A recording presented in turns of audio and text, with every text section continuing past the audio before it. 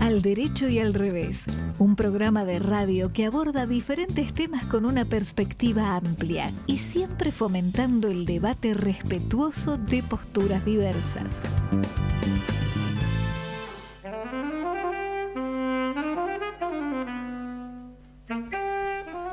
¿Qué tal? Buenas tardes, ¿cómo andan? Empezamos el programa 405 de Al Derecho y al Revés, que no se rinde ni siquiera con 5 grados y 3 de sensación térmica. ¿Qué hacen, Marta? Bueno, me pueden ver acá, porque este es un programa de radio que se ve, creo que razonablemente abrigada, pero aún así con frío. Hay que cuidarse, hay que ser cauto con estas temperaturas, hay que pensar mucho en el tema del cambio climático, qué podemos hacer cada uno de nosotros, cómo le transmitimos a los jóvenes qué es lo que esto significa, y a su vez ellos, que son de alguna manera nuestra conciencia ecológica, también pueden enseñar a otros. Yo sabes que justamente la iba a saludar a Mercedes Jones, que ahora se me fue de imagen. ¿Estás ahí, Mercedes? Estoy escuchando y disfrutando de la reflexión de Marta, ¿no? Porque vos venís de 40 grados más o menos, ¿no?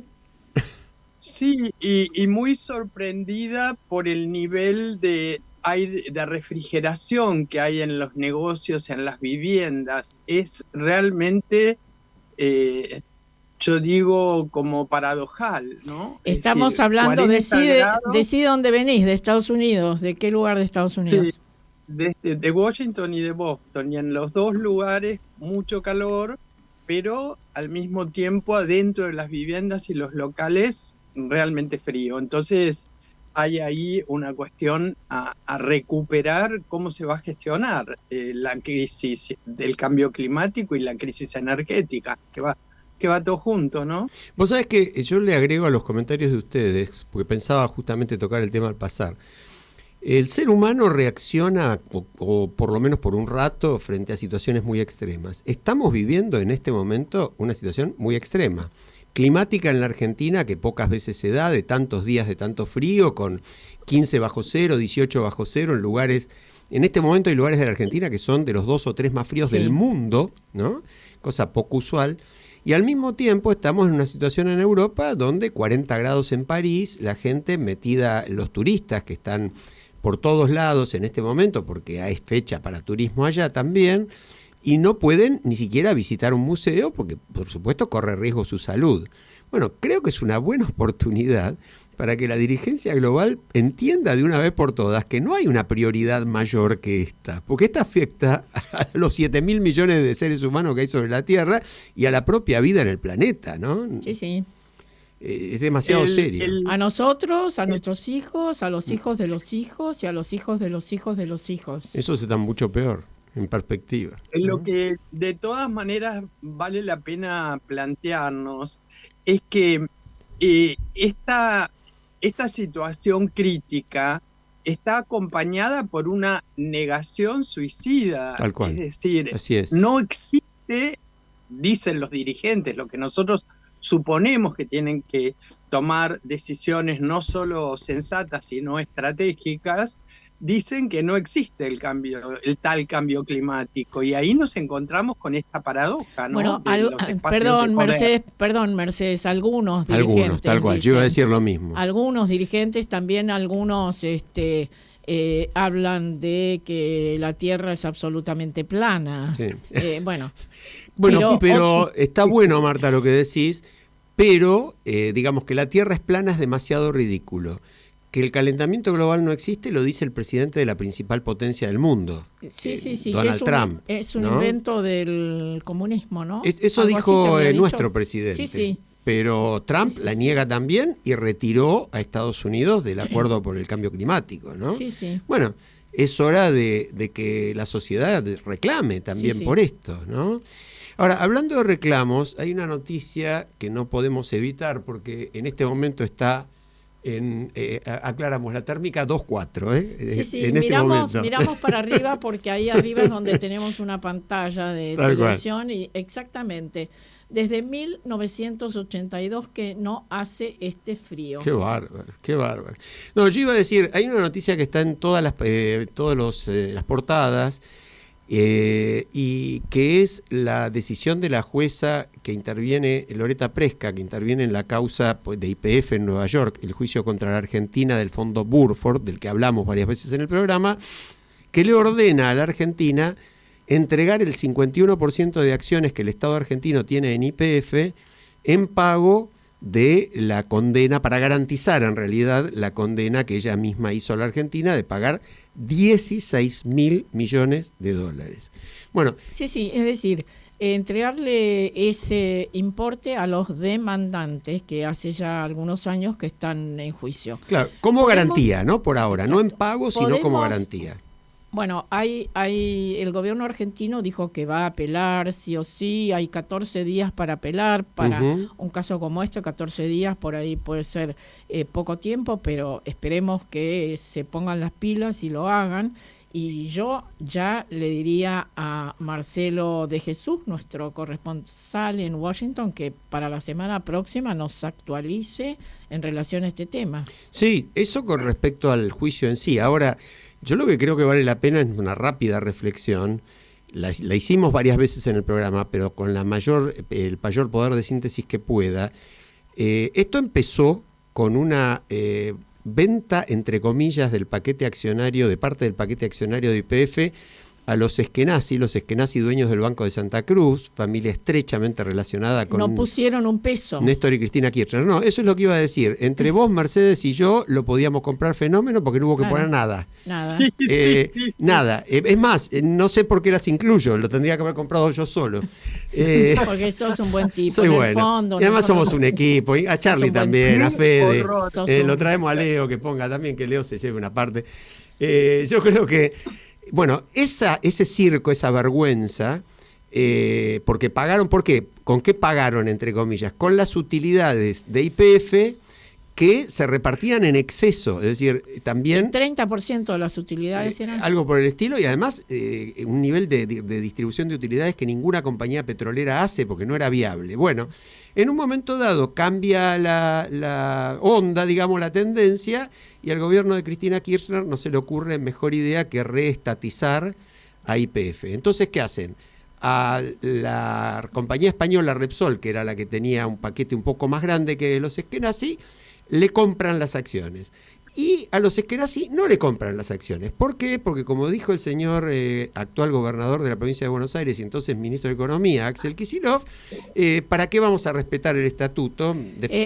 Específicamente dijo, respetar esos estatutos es de tarados. Es de tarados, Es de exacto. tarados. Bueno, Lo cual Esa es palabra decir, uso, exacto. cumplir la ley es de tarados. exacto. Con lo cual compraron unas acciones, las otras no. Las otras, después los Eskenazi se van a la quiebra, las empresas que tenían esas acciones, una quiebra bastante sospechosa, en fin, toda una historia muy larga, terminan en manos de este fondo Burford que le hizo el juicio a la Argentina, que nunca puso un peso, aclaremos, que las compró por 2 centavos en la quiebra, aclaremos, y que obvió todo este fraude y le hizo juicio a la Argentina y lo ganó en Estados Unidos. Ahora, ¿qué pasó mientras tanto?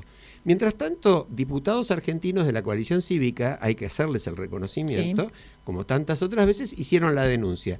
Pero ¿qué pasó con esa denuncia? Cayó en un juzgado. A ver si ustedes saben, pero nuestra A ver, audiencia... ¿De empieza quién? con L, el L. A ver, empieza ¿con qué L. sigue, Mercedes?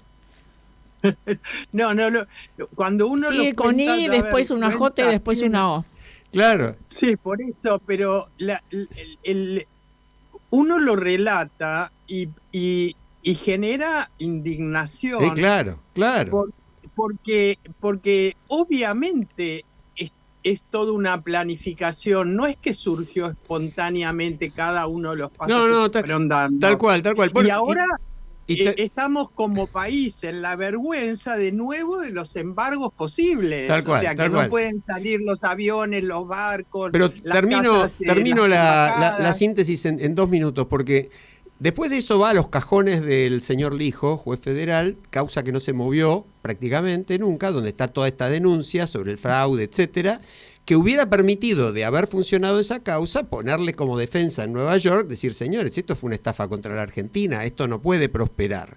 Bueno, lamentablemente eso no se hizo. Hubo un procurador del Tesoro, que es el máximo abogado del Estado, que defendió a la Argentina en Nueva York, Bernardo Saravia Frías, que hizo un gran trabajo y planteó esta defensa. Fue el procurador en parte del gobierno de Macri. ¿De cuántos años estamos hablando? Y estamos hablando desde la privatización, más de 10, claro, más de tal 10 cual, años. de la restatización. Sí. Bueno, conclusión, las defensas posteriores, ni hablemos cuando asumió Alberto Fernández, el procurador del Tesoro era Zanini, por supuesto no hizo absolutamente nada porque implicaba dejar en claro lo que habían hecho sus jefes, pero después asumió el señor Barra, procurador del Tesoro, primero con Milei, y dijo, no tengo nada que observar a lo que hizo Zanini.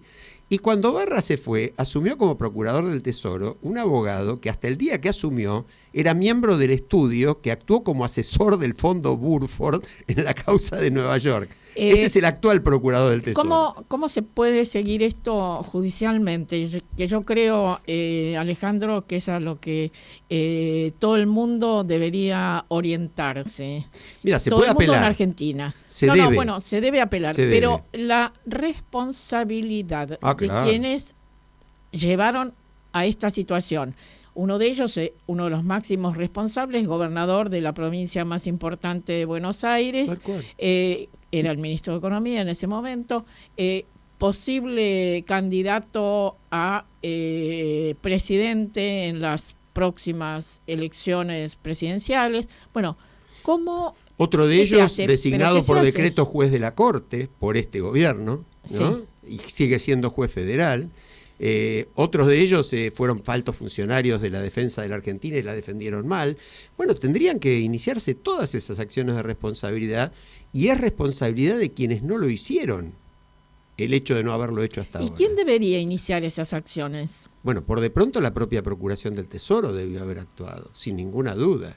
Y además, si le hubieran dado un poquito de bolilla, hablando en criollo, a la causa que inició la coalición cívica, bueno, posiblemente podríamos haber zafado. De hecho, ¿te acordás que una ONG hizo el planteo? Lo dijimos hace unos días. Y otra cosa, ya que estás muy embalado con este tema, como todos lo estamos, ¿en qué perjudica al conjunto de la ciudadanía esto?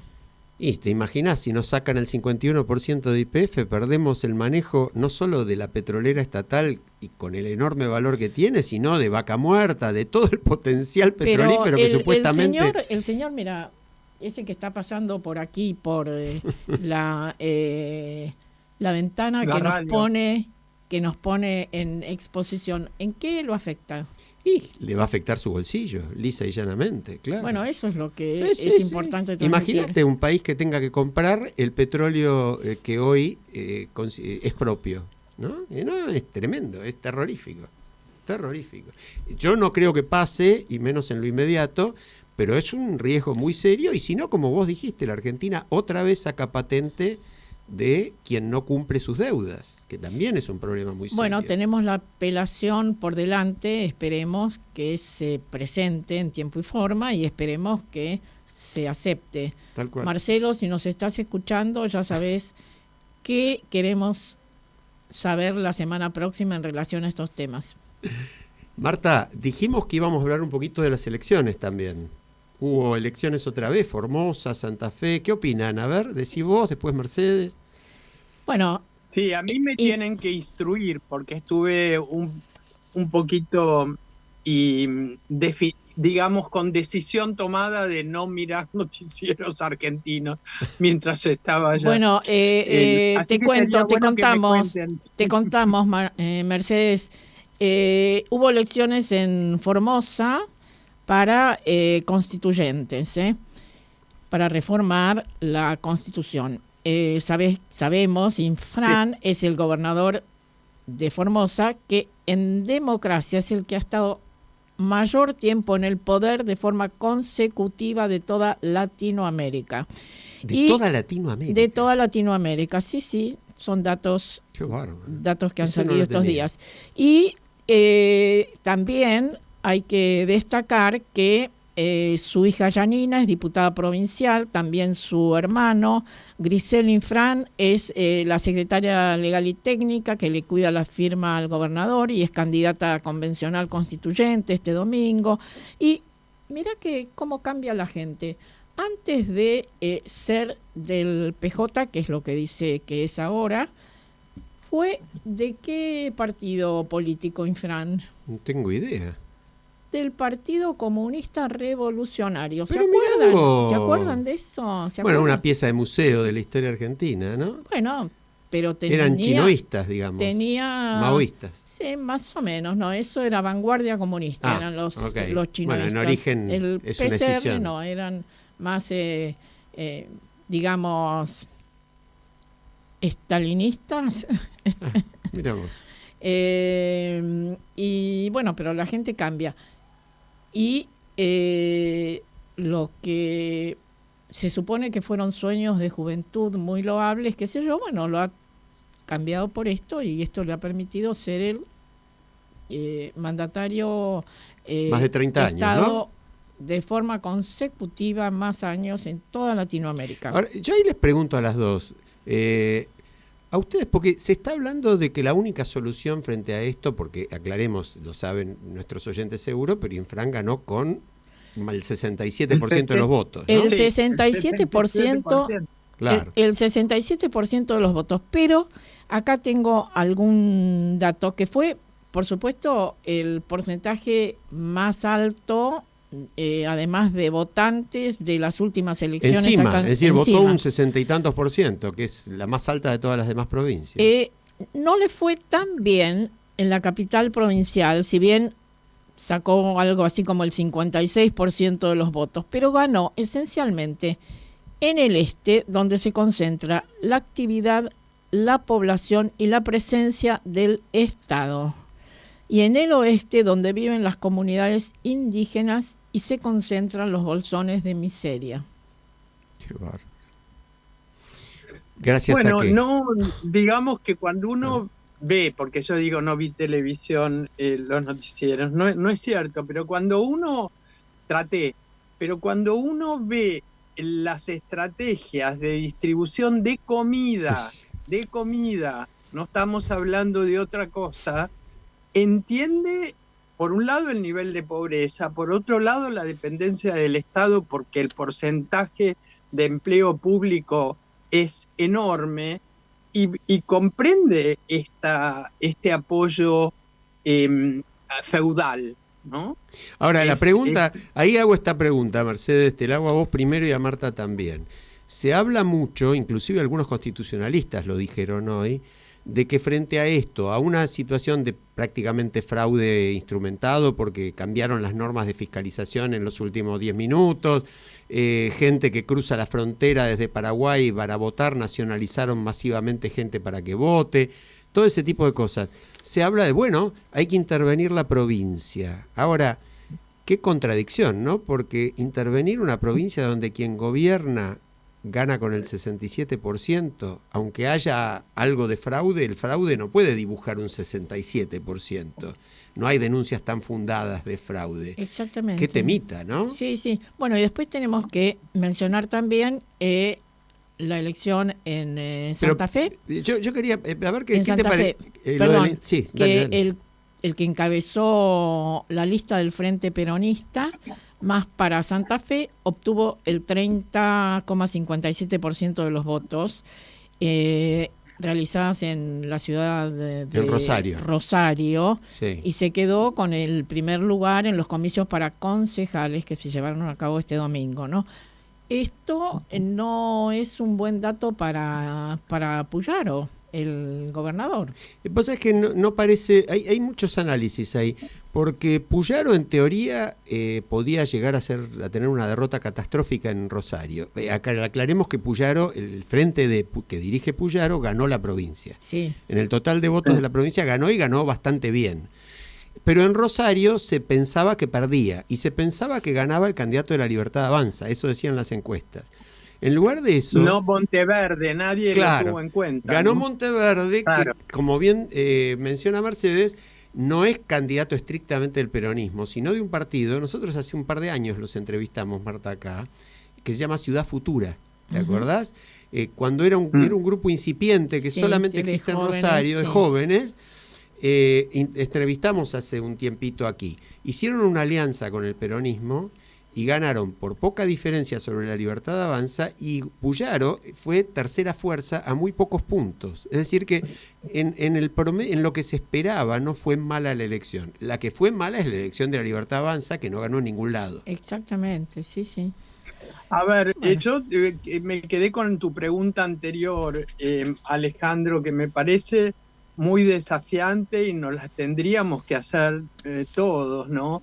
¿Cómo se hace en una estructura feudal en pleno siglo XXI para desarticular esos mecanismos de corrupción? Bueno, no los vamos a enumerar porque nos pasaríamos todo el programa. Pero, ¿cómo se hace? Y ahí hay una respuesta que ningún gobierno da, porque prima la ideología por sobre el desarrollo ciudadano, la educación y la inversión para que la gente en la provincia tenga trabajo genuino. Entonces, las inversiones que el gobierno nacional, en todos los gobiernos, acá no estamos hablando de... no se diferencian las distintas coloraturas políticas,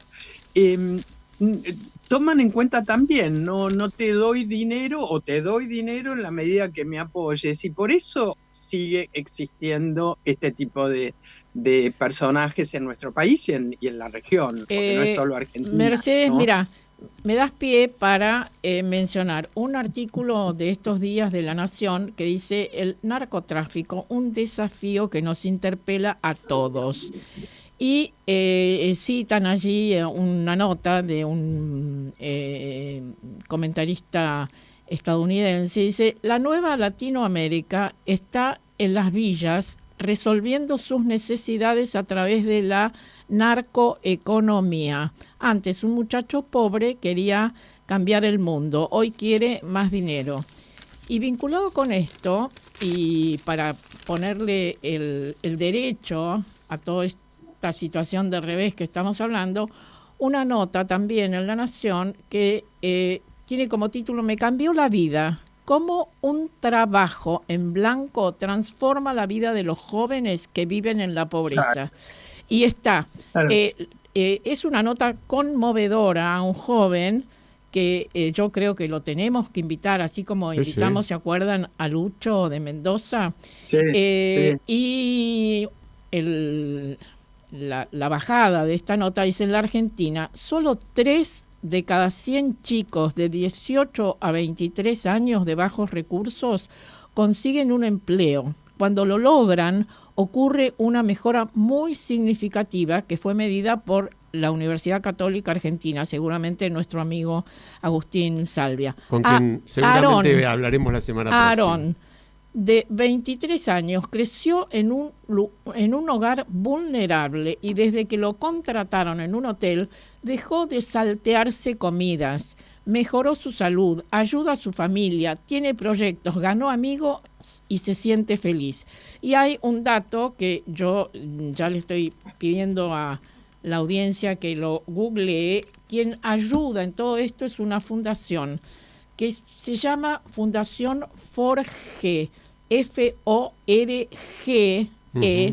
fundacionforge.org, fundada en el 2005 y que ayuda a capacitar a estos jóvenes, ayuda a conseguirles trabajo en blanco, y tienen colaboración de muchas empresas. Las empresas que son parte de esto están muy, muy conformes con la actitud responsable de estos jóvenes, con su entusiasmo, etcétera, pero esto es para hablarlo muchísimo más. Claro, como hemos hecho en situaciones anteriores. Acordate de la empresa que entrevistamos también a su dirigente principal, a su director, que es la que instala los baños claro. en las casas de gente que no puede tener baños, ¿no? Ese tipo de cosas, ahora se me escapa el nombre. Módulo sanitario. Módulo sanitario, tal cual, una iniciativa extraordinaria. Y me parece que esas cosas, por supuesto, hay que destacarlas. Yo quería, antes de irnos a la pausa, pasar un avisito también, como tema para Marcelo, para la semana que viene, ¿no?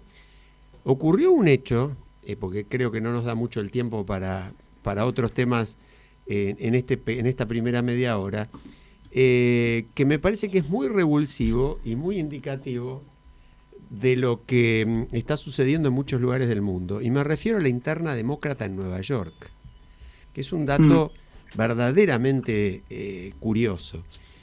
Un muchacho de 33 años, musulmán, de origen indio, nacido en Uganda y que vivió muy chico en Ciudad del Cabo, Sudáfrica. Vale la pena toda esa introducción. Son los outsiders, ¿no? Outsider absoluto, que emigró a Nueva York a los 7 años, sus padres directora de cine y un académico que se graduarían en Harvard, y se abrazó al hip hop y grabó música rap. Bueno, ese chico se presenta como candidato a alcalde de Nueva York. ¿Enfrente a quién tiene? A Andrew Cuomo. Andrew Cuomo tiene 32 años en la política norteamericana, fue gobernador del estado de Nueva York. Nuestro invitado está sintiendo, ya te vamos a exprimir a vos. Ya lo vamos tenemos. A decir quién es. Pero cierro este tema. Este muchacho, porque tiene 33 años, se presenta en esa interna y hace 2 meses tenía 30 puntos de diferencia Cuomo a favor para ganarla. Bueno, como se pueden imaginar, Zoran Kwame Mamdani, acuérdense, Mamdani, lo van a recordar, es el que ganó la candidatura demócrata a alcalde de Nueva York. Es decir, hay un auge de los outsiders que, bueno, que ¿sabes con qué va de la mano, Marta? No lo dijimos en Formosa, que fue la más alta, el más alto porcentaje de votantes, votó un 65%, que es poquísimo para lo que suele votar. En Rosario votó el 48%. Sí. Y en toda Santa Fe el 52%. Es decir, como venimos diciendo en este programa, sigue ganando por afano, digámoslo así, la abstención. Tremendo. Sí, el desencanto de la política, ¿no? Esta cuestión de que un ex rapero musulmán llegue a ese nivel de aceptación tiene que ver con una, en todo caso, expectativa de cambio. Tal cual. De los partidos políticos tradicionales. Bueno, por suerte tenemos con nosotros a nuestro invitado, que Marta trata de hacer un suspenso que develamos mandando el flyer previamente y difundiendo la noticia. Pero si de algo sabe Miguel Ángel Gutiérrez es del futuro, de manera que nos va a decir qué nos deparará el futuro. De eso se trata la segunda mitad del programa. ¿Y ahora con qué nos vamos? Bueno, nos vamos con una cosa muy linda, ¿no? Muy, muy linda. Hace unos meses, en la inauguración del Festival de San Remo, 2 cantantes israelíes hicieron una versión maravillosa de Imagine.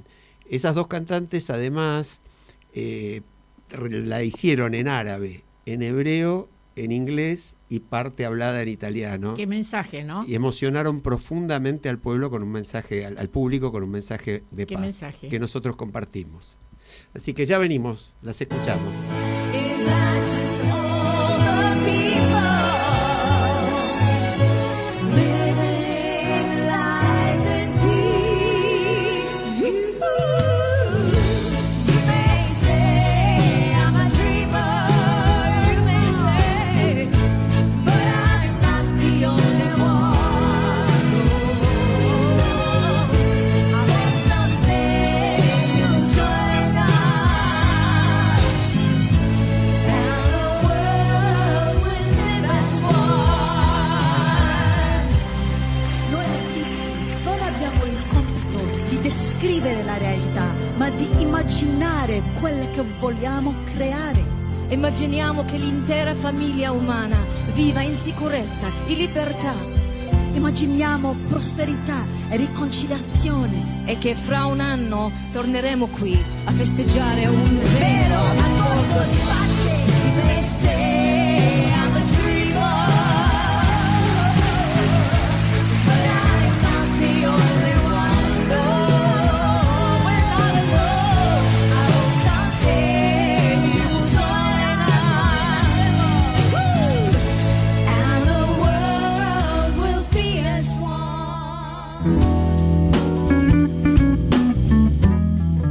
derecho y al revés. Un programa que invita a pensar con la mente abierta sobre los temas actuales, políticos, institucionales, judiciales, económicos, sociales, científicos y de interés general. Bueno, hermosísimo mensaje por la paz. Tal cual, de Noa. En esta canción, ¿no? Dos cantantes muy, muy buenas, Noa y Mira Awad. Noa además es de origen yemenita, es israelí, judía, pero de origen yemenita. Y una cosa de diversidad y de apertura, bueno, esos mensajes que ojalá tuviéramos más, ¿no? Ujú. Decíamos que lo tenemos a Miguel Ángel Gutiérrez, ya lo hemos tenido a Miguel en el programa, licenciado en Ciencias Políticas y Sociales de la Universidad de Cuyo, doctor en Historia de la USAL, graduado en Planificación de Defensa Nacional en la National Defense University en Estados Unidos y en la Escuela de Defensa Nacional de Argentina, pero sobre todo investigador de futuros, ¿no? Pero, escúchame, ¿qué es tarotista? Bueno, algo así, pero con fundamento científico.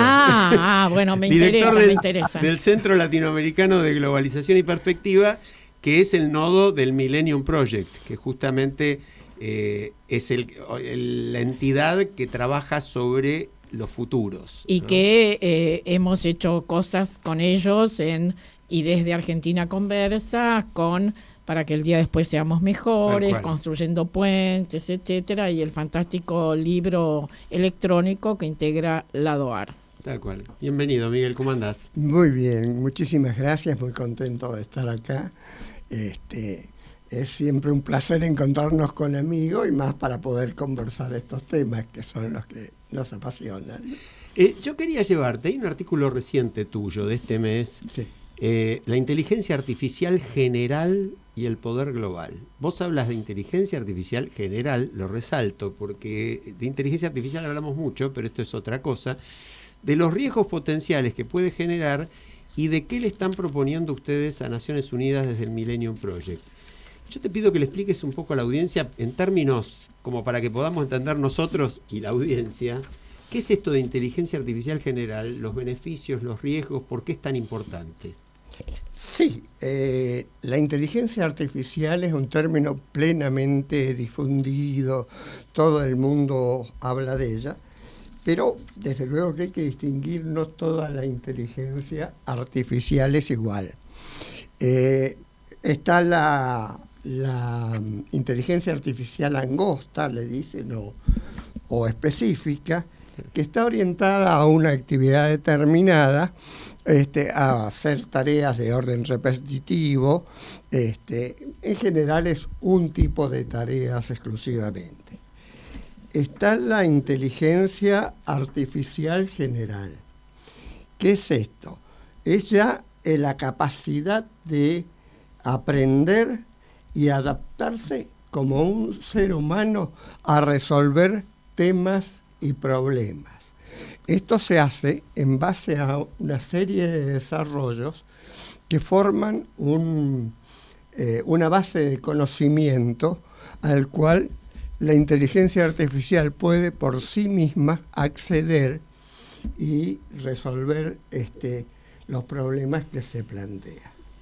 Te diría que hay una tercera inteligencia a la cual no me refiero, que es la superinteligencia artificial, que es lo que se viene, que es una inteligencia ya que puede disponer no solo de bases de datos y conjuntos de mecanismos matemáticos y computación, sino la capacidad de organizarse por sí sola y aún de escapar al control humano. Uh-huh. Estos son los riesgos, realmente la que nos proporciona más riesgos, ¿no?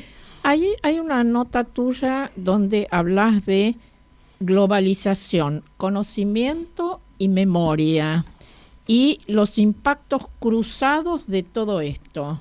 ¿Cómo es esta cuestión?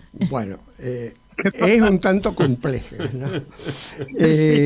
En realidad, vivimos una metacrisis global que son un conjunto de crisis interconectadas, económica, social, ambiental, política, que se refuerzan mutuamente o incluso se atacan mutuamente y afectan todos los niveles de la actividad humana, global, regional, local y aún individual.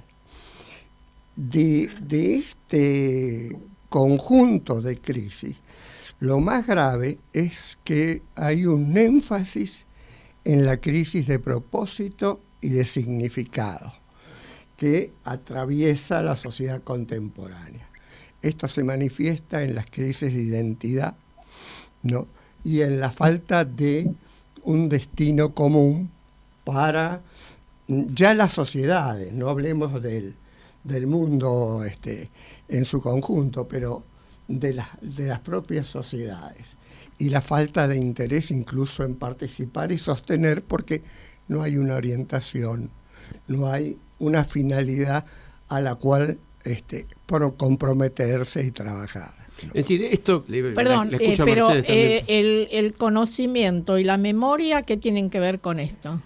Tienen que ver bastante. Sí. Eso es volver a lo personal. Hay una seria dificultad para comprender y responder a los riesgos actuales, debido a, primero, que hay un déficit de inteligencia colectiva. Es decir, Eso es un dato. Muy fuerte. Lo hemos dicho, lo hemos mencionado en el Fenomenal. programa también. no, sí. realmente es un punto importante que merecería muy serios estudios. Hay muchos trabajos al respecto Es interesantes. decir, hay una caída, me agrego ahí, una caída del nivel intelectual colectivo, creo que desde hace más de 10 años ya, ¿no? Sí, ya expertos decían hace tiempo que el conocimiento ha muerto en la información, ¿no? Claro. O se ha perdido por lo Qué buen menos dato. significativamente. Y hay otros datos muy importantes. Tenemos puntos ciegos ideológicos. Bueno, si analizáramos la charla política del mundo en este momento, de Europa, de Estados Unidos, del Medio Oriente, de Rusia, o nuestra propia conversación política en Argentina, vemos que no se discute sobre hechos, no se discute sobre información, sino sobre posiciones preadoptadas, que son recetas para resolver todos los problemas de la sociedad. El problema es que nos cambiaron los problemas. Vos que estudiás tanto los distintos aspectos de la globalización, los países y sus adelantos, hay un artículo tuyo que habla también sobre Estados Unidos, China, Rusia, la Unión Europea, etcétera. En alguno de esos lugares, algún gobierno trabaja con estas cuestiones, con la inteligencia artificial, para mejorar la gestión del Estado. ¿Podés mencionar algún gobierno que trabaje en ese sentido? Sí, depende de la perspectiva. China, por ejemplo, trabaja desde hace muchísimo tiempo con inteligencia colectiva. Claro que fundamentalmente es para vigilar la actividad del pueblo chino.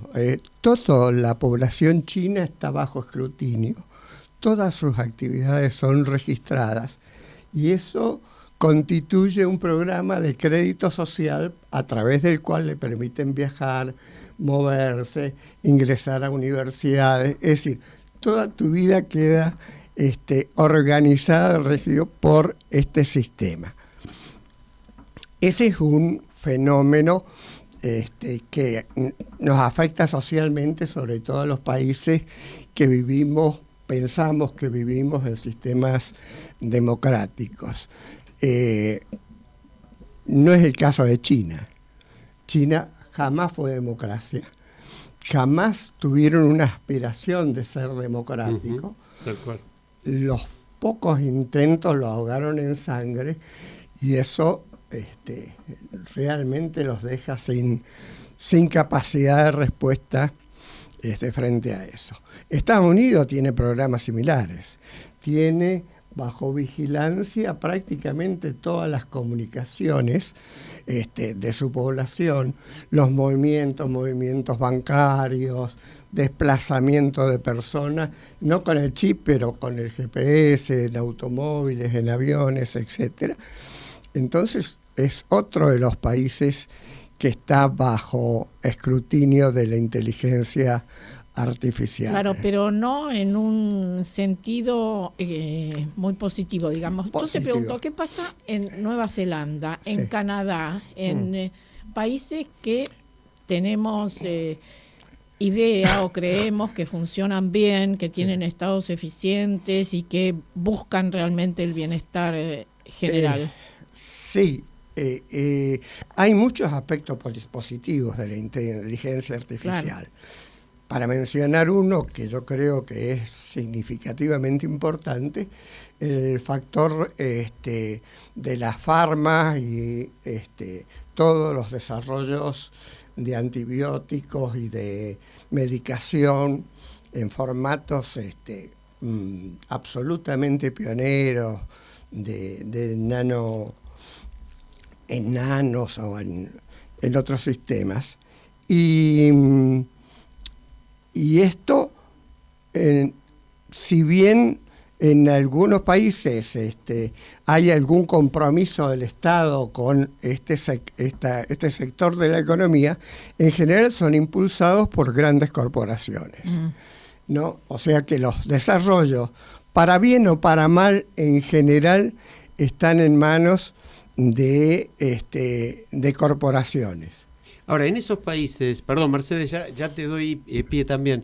Bueno. ¿No hay un rol del Estado muy importante en la investigación previa? Porque las compañías invierten cuando ya hay posibilidad, ya hay olor a plata, digamos, ¿no? Absolutamente. Y sobre todo en los países que menciona Marta, tipo Canadá, Nueva Zelanda, Australia, Alemania, la Unión Europea en general. Sí, es cierto, hay programas de investigación, pero estos programas vienen mediados por universidades o por centros de investigación, por institutos, y estos centros no están bajo el control estatal, digamos. Tienen en general la autonomía que era propia de la ciencia. La investigación siempre se caracterizó por autonomía. El primer gran cambio fue con el genoma humano. El genoma humano, cuando se publica, no es para ser falseado por los pares de los investigadores, sino lo anuncia el presidente de Estados Unidos y el secretario general del Reino Unido, ¿no? Y directamente lo ponen en Internet. Entiendo.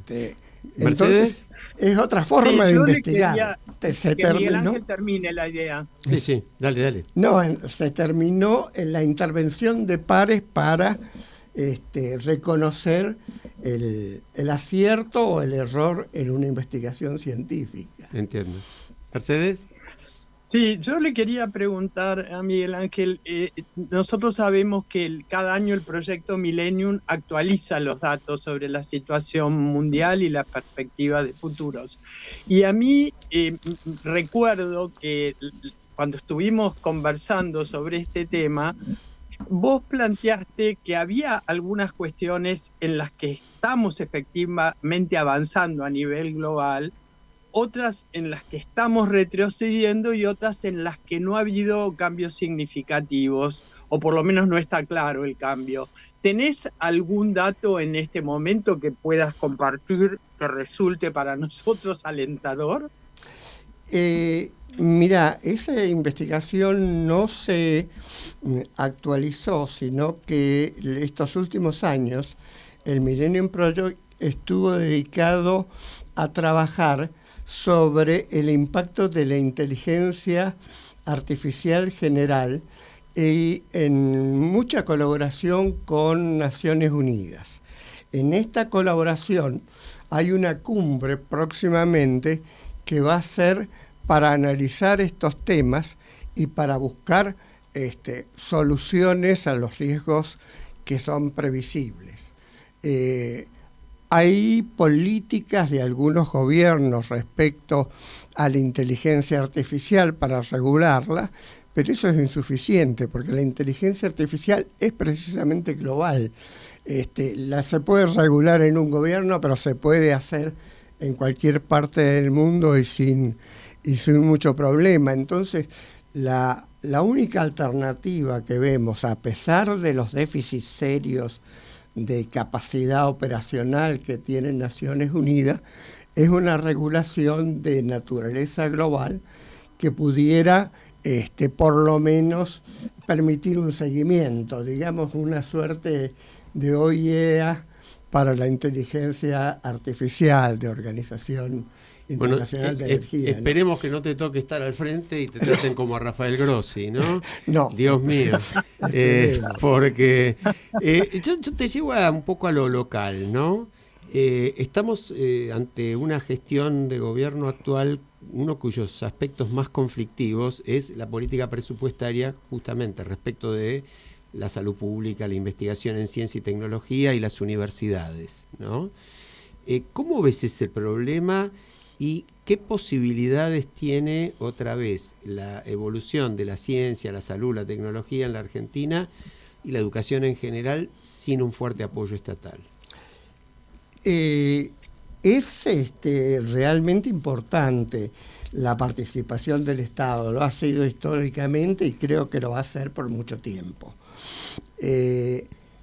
Pero las prioridades gubernamentales no se pueden establecer exclusivamente por una cuestión de política financiera, de política económica, es decir, una parte de la política económica que es la presupuestaria. No podemos depender exclusivamente de eso ni del valor del dólar para estar. Porque mientras atendemos eso, la economía sigue sin desarrollarse, y no solo sin desarrollarse, sino retrocediendo. Es cierto que la educación es una de las claves, eso lo afirma todo el mundo y está bien, pero también hay que reconocer grandes déficits en nuestra educación. Lo mismo pasa con ciencia. Con la ciencia hay un buen desarrollo científico en Argentina en comparación con el resto de los países en América Latina. Sigue siendo un país de avanzada, pero es insuficiente.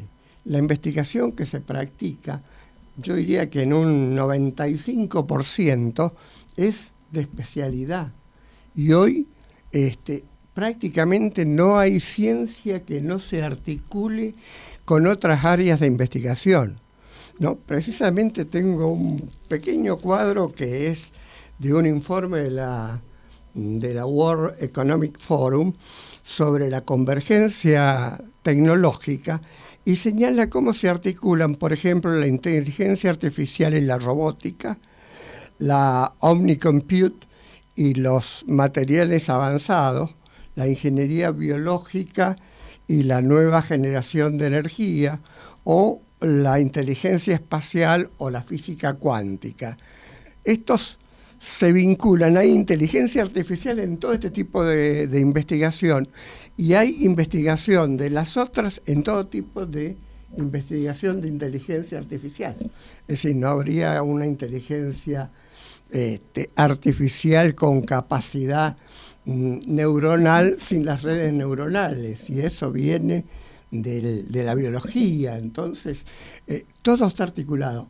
Y nosotros no tenemos experiencia importante, significativa, de trabajos integradores de la ciencia y nuevos modelos de ciencia. Los investigadores Miguel Ángel, sí. Vos hablaste, y a mí de esto que estás planteando, que para algunos es chino básico, obviamente, y recordé que Michio Kaku viene dentro de poco a la Argentina, y él está especializado, según entiendo, para mí también son campos extraños, en computación cuántica. ¿En qué medida lo que pase acá en ese encuentro, que van a venir personajes como él en diseños de futuro, a vos te parece importante para nuestro país? Por ejemplo, computación cuántica, ¿en dónde estamos ubicados? Mm, Reconozco que no estoy actualizado en la situación de Argentina en este campo. Sigo más o menos la información general global de la física cuántica, y la física ha sido algo que siempre me ha apasionado. Pero yo diría que en los próximos 10 años, así como ahora hablamos de inteligencia artificial, vamos a estar hablando del mundo cuántico. Claro. De hecho, nosotros teníamos estimaciones en el 2009 que una computadora cuántica en el tamaño de un terrón de azúcar podía tener toda la memoria existente en computación en ese año, en el 2009. Esto ya está absolutamente superado, y la capacidad de la computación cuántica es dificilísimo de Funes evaluar. el memorioso, un poroto al lado de esto. Sí, Claro. sí, todo a la mano, pero al mismo tiempo en varios lugares, como dicen Claro. la computación cuántica. Claro.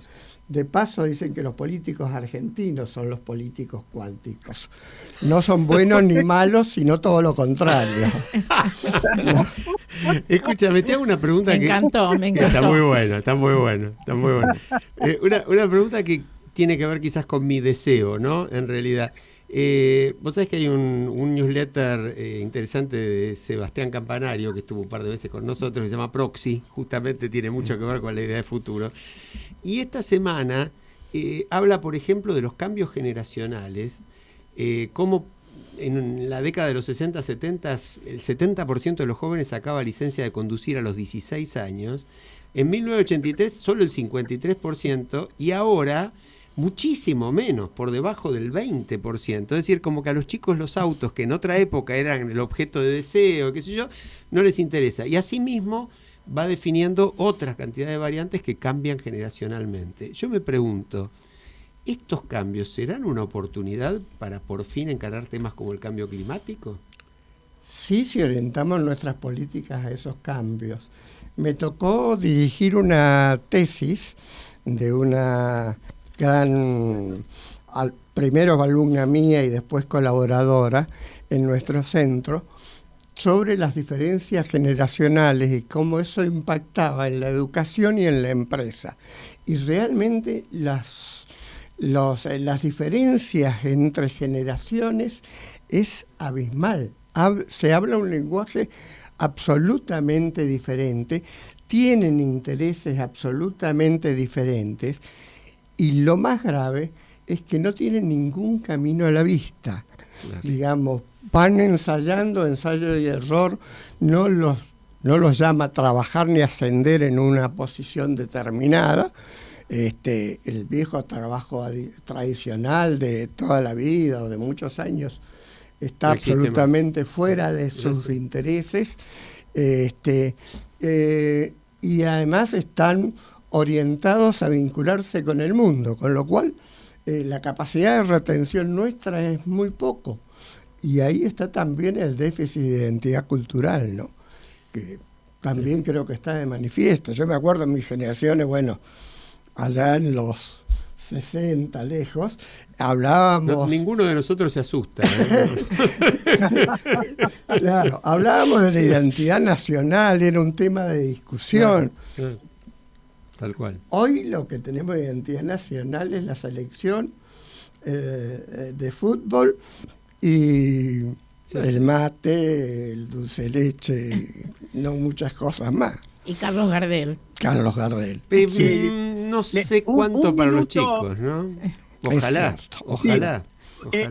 Hablando de las nuevas demografías, las generaciones, la física cuántica plantea que el concepto de muerte tal cual nosotros lo entendíamos se acabó, y hay una extensión, hay una longevidad extrema en puertas. Y vos estuviste participando de esta temática, y nos gustaría que como como cierre, si podés en unos minutos lo expliques, ¿no? Que es esta extensión extrema de la vida. Cuando Mercedes dice en unos minutos, siempre a lo sumo te queda 1,5, Bueno. digamos. Gracias, trataré de hacerlo. Mira, te puedo contar una experiencia personal que es interesante. Yo viví unos 4 o 5 años en Washington, D.C., y en ese tiempo seguí todo el proceso de la investigación del genoma humano. Ahí apareció un hecho interesante. El equipo era multidisciplinario, internacional, multiinstitucional, y algunos científicos que participaron de ellos, Kreiter, fundó Celera. Y Celera fue una investigación paralela que se hizo de esto, pero se asoció con la fábrica de computadoras Dell, que fabricó las computadoras más potentes para uso civil y que redujeron los 15 años de plazo de la investigación en 10. ¿No? Ahí había ya un germen de una inteligencia artificial trabajando, porque la investigación la hicieron las computadoras, además de los 4 o 5 científicos que las veían trabajar. Pero ¿qué pasó? Cuando se dio publicidad, a mí me llamó la atención que los resultados del genoma humano fueron puestos a disposición de todo el público. Claro. Esa extrema generosidad de los países no la entendía muy bien. Pasó que estaba en una reunión del Proyecto Millennium en Washington y pido una reunión con el director de Relaciones Internacionales de la National Science Foundation. Y me dice cuando me recibe, estamos con un gran problema. Argentino, le digo, ¿qué problema pueden tener ustedes? Dice, no, en serio, nos han dado el aumento de presupuesto más grande de la historia.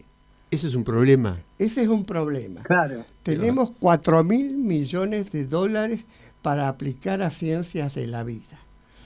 Y le digo, ¿cuál es el problema? Se nos vence el año fiscal y no tenemos proyecto. Claro. Entonces, bueno, me quedé con eso y en el viaje de vuelta, la primera página del New York Times estaba dedicada a las inversiones que se realizaban en Cambridge, Massachusetts, que es la zona de más alta concentración de universidades en el este americano, para desarrollar laboratorios. Iba a cuadruplicar la cantidad de laboratorios en un plazo de 5 años. Eso fue una inversión igual de 4.000 millones de dólares.